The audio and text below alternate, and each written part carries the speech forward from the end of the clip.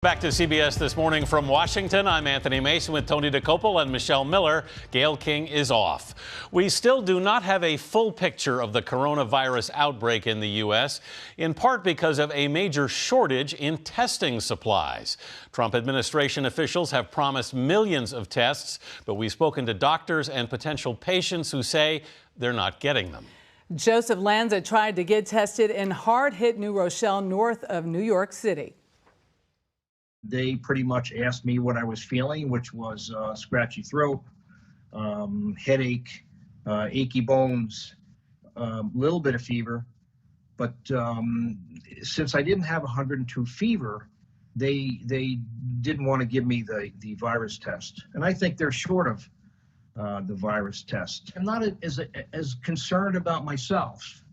It's the damage that my having the virus can do to the people around me. Dr. Jon LaPook joins us from New York to help explain why this has been such a problem as this crisis unfolds. Good morning, Dr. LaPook. Good morning. Good morning, Michelle. We just heard from Dr. Fauci in our last half hour that he's optimistic that we're going to get more tests out there to more people. But the question is, everyone wants to get tested now. If they have a sore throat, if they have a slight fever, right. Where do they go?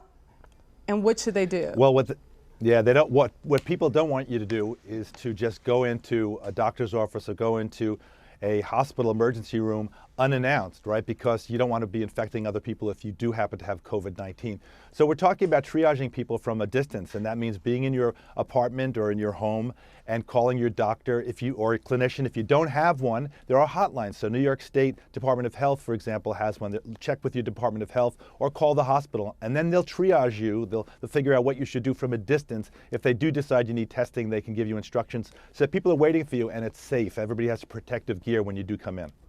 How quickly, the FDA, John, we talked about this earlier in the broadcast, just issued an emergency authorization for a test that can give results in about 3.5 hours. How important is it to get tests that we can get results faster? Yeah, Anthony, that's huge, right? Because right now there's such a bottleneck. What's happening in the trenches, and I've spoken to so many doctors, is first of all, think about it. Normally you go into a doctor's office, you have a sore throat, you want to get a strep test. They can do it, no problem. They test it right there. Here you need special protective gear, so a lot of offices aren't even set up for that. Then they've got to send it to another lab. That lab may or may not be set up to quickly process it. So they may not have the technicians to do the test. And then after that, you know, it's complicated. It's not simple to do. You have to extract the RNA, the genetic material, and you have to do special stuff with special machines. And then it may take a long time to get the results. It could be a day. I'm hearing a day or two sometimes to get the results. So it's a big deal if you could do it rapidly. It would be even a bigger deal if you could do it in your own home. I hear the Gates Foundation and others are actually working on something like that. Wouldn't that be great? Doctor, maybe the phrase of the day, if not the week, has been flattening the curve. People are hearing it. Can you say what it is and how all these cancellations may help flatten that curve? Right. People feel out of control right now, right? What can you do? And is it really worthwhile to do all of this social distancing and hand washing and all that stuff? And the answer is yes. I'm going to use a chalkboard right in front of me, right? Normally, right now, without any measures, the epidemic might go up and go down.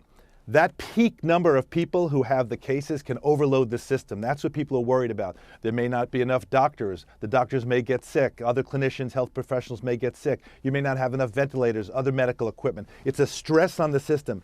If you can do all of these measures and flatten out that curve, so instead of a peak up and down, it's sort of slowly going out. It's still going up, and the epidemic may actually last longer, but it's not putting such a stress on the system at that moment. So that would be a very big deal. Does it work? Yes, it works. We saw in China the number of cases come down, new cases in South Korea where they did aggressive testing. It was so clever, right? They had drive-in. People were safely able to be tested in their cars, and we're seeing their cases go down. And in the 1918 flu epidemic, in the pandemic, we saw that social distancing worked. And so as scary as some of these cancellations can be, as unnerving as they are,